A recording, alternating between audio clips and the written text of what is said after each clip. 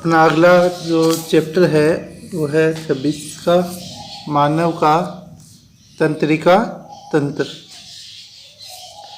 देखो, तंत्रिका तंत्र है वो क्या है? शरीर के विभिन्न अंगों के समस्त कार्यों से संतुलन एवं सामंजस्य बनाकर शरीर पर नियंत्रण करने वाले तंत्र को तंत्रिका तंत्र कहते हैं।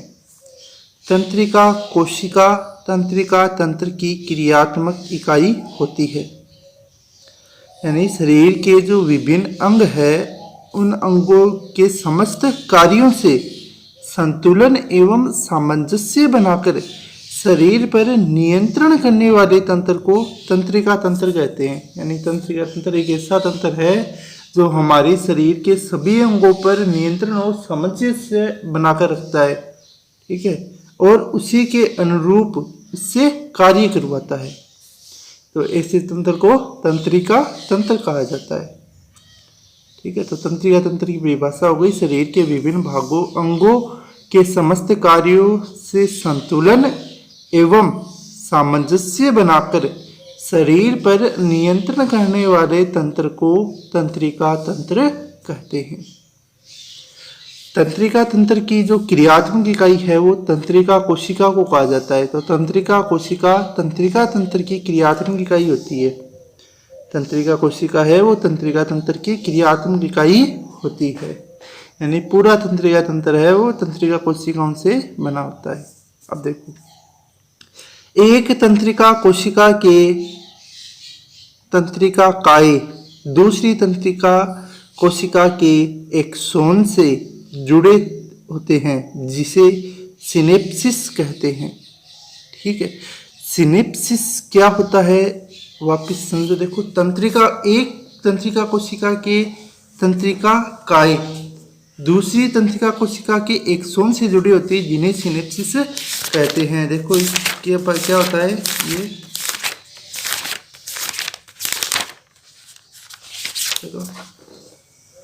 ये तंत्रिका कोशिका की स्ट्रक्चर है वो पहले हमने देखी हुई थी, 9th 10th क्लास में आती है, 11th क्लास में भी थी। क्या थी देखो, शॉर्ट में समझा रहा हूँ।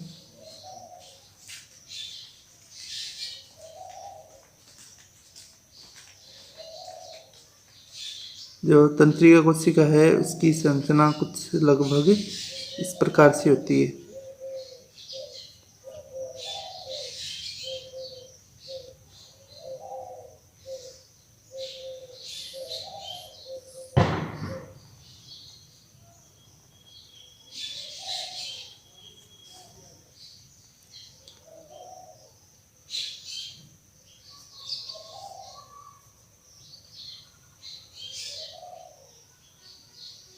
ठीक है, तो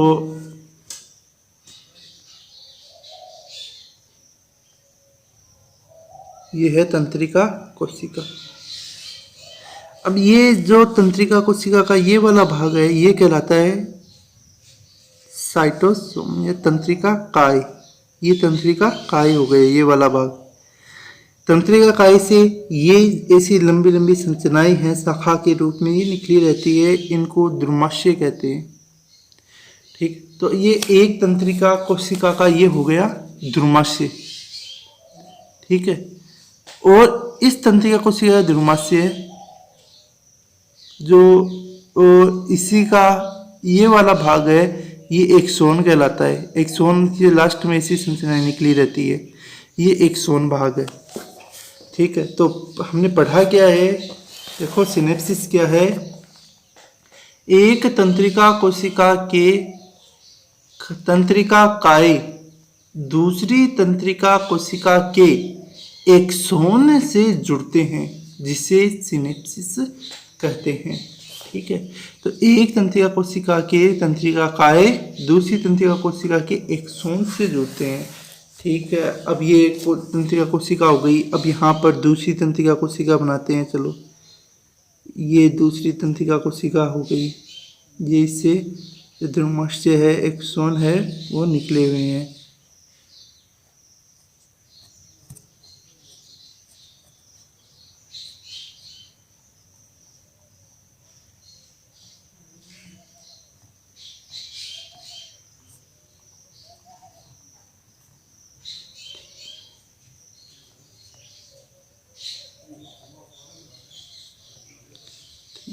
ये दूसरी तंत्रिका कोशिका हो गई, ये पहली तंत्र, ठीक है। अब इस तंत्रिका कोशिका के देखो ये दुर्मास्य है, ठीक है। ये दुर्मास्य इस तंत्रिका कोशिका से यहाँ एक्सोन से जुड़े हुए हैं, ठीक है। ये दुर्मास्य ये एक्सोन से जुड़े होते हैं, पूरे शरीर के अंदर ये ऐसे ही फैली रहती है, ठीक है। तो एक तंत्रिका कोशिका का जो दुर्मास्य है वो दूसरी तंत्रिका कोशिका से एक्सोन से जुड़ा रहता है, इसे सिनेप्सिस कहते हैं। इस संधि को क्या बोलते हैं? सिनेप्सिस। ये संधि है ये सिनेप्सिस कहलाती है,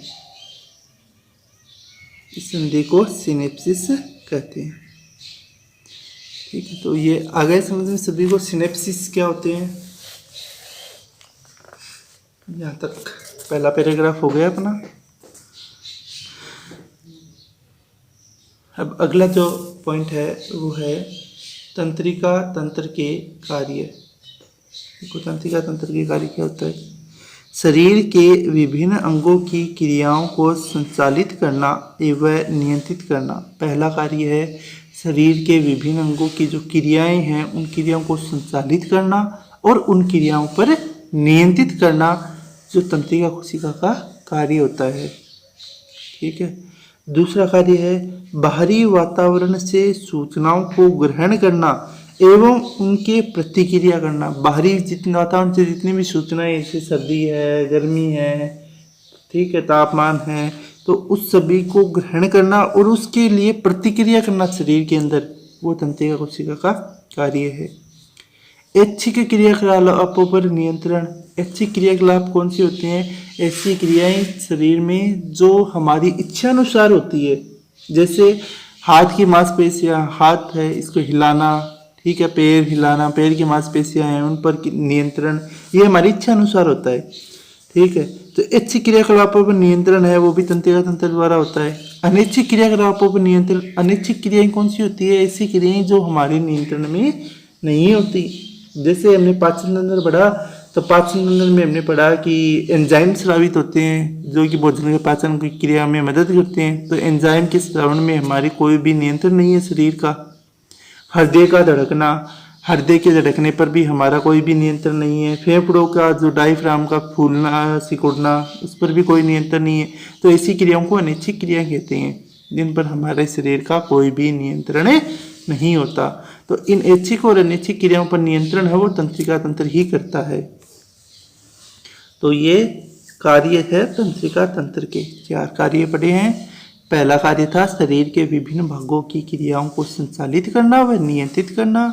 दूसरा कार्य बाहरी वातावरण से सूचनाओं को ग्रहण करना एवं उनके प्रतिक्रिया करना। तीसरा कार्य है ऐच्छिक क्रियाकलापों पर नियंत्रण करना। चौथा अनैच्छिक क्रियाकलापों पर नियंत्रण करना। ये 4 तंत्रिका तंत्र के कार्य हैं। अगला जो पॉइंट है वो है तंत्रिका तंत्र 3 प्रकार के होते हैं। तंत्रिका तंत्र के प्रकार हैं। तंत्रिका तंत्र है वो शरीर में 3 प्रकार का पाया जाता है। पहले प्रकार का जो तंत्रिका तंत्र है उसे केंद्रीय तंत्रिका तंत्र कहते हैं। दूसरा है परिधीय तंत्रिका तंत्र और तीसरा है स्वायत्त तंत्रिका तंत्र।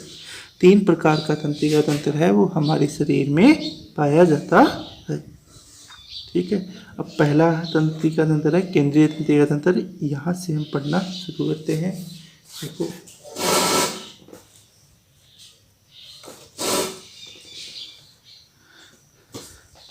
केंद्रीय तंत्रिका तंत्र, इसके 2 भाग होते हैं, मस्तिष्क और मेरुरज्जु। केंद्रीय तंत्रिका तंत्र इसके 2 भाग है, पहला भाग मस्तिष्क और दूसरा मेरुरज्जु। केंद्रीय तंत्रिका तंत्र ये हमारे शरीर का केंद्र भाग होता है, ठीक है, और केंद्र भाग में मस्तिष्क और मेरुरज्जु है उनको सम्मिलित किया जाता है। तो केंद्रीय तंत्रिका तंत्र में हमें मस्तिष्क और मेरुरज्जु है इनके बारे में पढ़ना है। पहला पॉइंट है मस्तिष्क, ठीक है। मस्तिष्क देखो यह सबसे अधिक कोमल अंग होता है। सबसे अधिक कोमल अंग है वो मस्तिष्क होता है। यह सबसे अधिक कोमल अंग होता है। आगे है जो कपाटीय आवरण जिसे क्रेनियम में सुरक्षित रहता है। कपाटीय आवरण का जो खोपड़ी, मस्तिष्क का वो खोपड़ी के अंदर कपाटीय आवरण जिसे क्रेनियम भी कहा जाता है में सुरक्षित रहता है।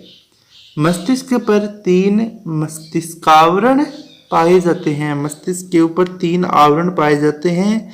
इन आवरणों को मस्तिष्कावरण कहा जाता है। जो पहला आवरण है इसका नाम होता है दृढ़ तानिका या उपयरा मेटर। यह सबसे बाहरी, बड़ी व मोटी झिल्ली होती है। तो दृढ़ तानिका सबसे बाहर की ओर पाया जाने वाला आवरण है। मस्तिष्क के ऊपर सबसे बाहर की ओर पाया जाने वाला आवरण है, उसे दृढ़ तानिका कहा जाता है। सबसे मोटी झिल्ली होती है जो क्रेनियम से जुड़ी होती है, और यह आवरण है वो क्रेनियम से जुड़ा हुआ होता है। दूसरा जो मस्तिष्क का आवरण है उसे बोला जाता है जाल तानिका या एरेक्नोइड। जाल तानिका यह मध्य झिल्ली होती है। जाल तानिका वो बीच वाली मध्य झिल्ली को जाल तानिका कहा जाता है। ड्यूरामेटर व एरेक्नोइड के बीच एक गुहा पाई जाती है जिसे सबड्यूरक गुहा कहते हैं। तो जाल तानिका है, मध्य झिल्ली होती है, बीच वाली जो झिल्ली होती है, बीच वाला जो मस्तिष्क का आवरण है उसे जाल तानिका कहते हैं। ठीक है, ड्यूरामेटर व ठीक है, ये तो हो गया ड्यूरामेटर बाहर वाला। ड्यूरामेटर व एरेक्नोइड के बीच एक गुहा पाई जाती है जिसे सबड्यूरक गुहा कहते हैं। यानी जो बाहरी आवरण है दृढ़ तानिका और जो जाल तानिका, उन दोनों के बीच में एक गुहा पाई जाती है, दोनों झिल्लियों के बीच। इस गुहा को सबड्यूरक गुहा कहा जाता है। इसमें प्रमस्तिष्क मेरुदर्व पाया जाता है और इस गुहा के अंदर प्रमस्तिष्क मेरुदर्व है वो उपस्थित होता है। तीसरा जो मस्तिष्क का आवरण है वो है मृदु तानिका या पायामेटर। मृदु तानिका या पायामेटर यह आंतरिक पतली व मुलायम झिल्ली होती है। सबसे अंदर की ओर पतली और मुलायम झिल्ली, मस्तिष्क का लास्ट वाला सबसे अंदर वाला आवरण है वो मृदु तानिका या पायामेटर कहलाता है। इसमें रुधिर केशिकाओं का एक जाल पाया जाता है और पायामेटर के अंदर रुधिर केशिकाओं का जाल होता है जिसे रक्तता जाल कहते हैं। एरेक्नोइड तथा पायामेटर के बीच एक गुहा होती है जिसे सब एरेक्नोइड गुहा कहते हैं। ऐसे जैसे दृढ़ तानिका और जाल तानिका के बीच में गुहा थी जिसे सबड्यूरक गुहा कहते हैं, वैसे ही एरेक्नोइड और मृदु तानिका है, पायामेटर है, इन दोनों के बीच में भी एक गुहा पाई जाती है और इस गुहा को सब एरेक्नोइड गुहा कहा जाता है। ये सब एरेक्नोइड गुहा है। ठीक है, तो ये मस्तिष्क के ऊपर पाए जाने वाले तीनों आवरण हैं वो हो गए। ठीक है, केंद्रीय तंत्रिका तंत्र पढ़ रहे हैं। केंद्रीय तंत्रिका तंत्र को 2 भागों में बांटा जाता है, मस्तिष्क और मेरुदर्व। मस्तिष्क है सबसे कोमल अंग होता है जो कपाटीय आवरण क्रेनियम के अंदर सुरक्षित रहता है। ठीक है, इसके ऊपर 3 आवरण पाए जाते हैं, ड्यूरामेटर, एरेक्नोइड और पायामेटर। ड्यूरामेटर सबसे बाहरी आवरण, मोटा आवरण होता है जो क्रेनियम से जुड़ा होता है। एरेक्नोइड मध्य झिल्ली बीच वाला आवरण होता है। एरेक्नोइड और ड्यूरामेटर के बीच एक गुहा पाई जाती है जिसे सबड्यूरक गुहा कहा जाता है और इसके अंदर प्रमस्तिष्क मेरुदर्व है वो पाया जाता है। तीसरा आवरण था मृदु तानिका या पायामेटर। आंतरिक झिल्ली होती है, मुलायम झिल्ली होती है और इसमें रुधिर केशिकाओं का जाल होता है।